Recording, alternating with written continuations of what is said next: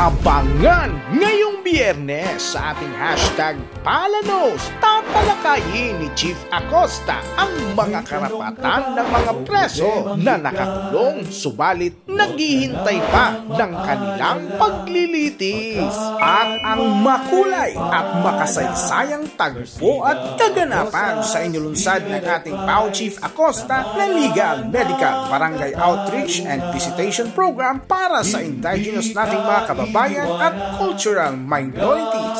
Ayon sa Artikulo 3 ng bagong Kodiko Sibil, ignorance of the law excuses no one from compliance therewith.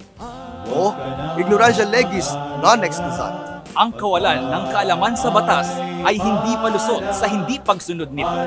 Kaya ang pagkakaroon ng sapat at tamang kaalaman sa ating mga batas at karapatan ay siyang magsisilbing gabay sa mapayapa, masaya at makabuluhang pamumuhay. Kaya alamin ang inyong mga karapatan at limitasyon upang mamalaging angat at nararapat ang bawat desisyon sa lahat ng sitwasyon. Handog ng Persida Acosta's Legal Advice ang dekalidad na pag-aaral sa ating mga batas. Serbisyong libre at dekalibre. Libre at walang bayad. #Pala Season 8.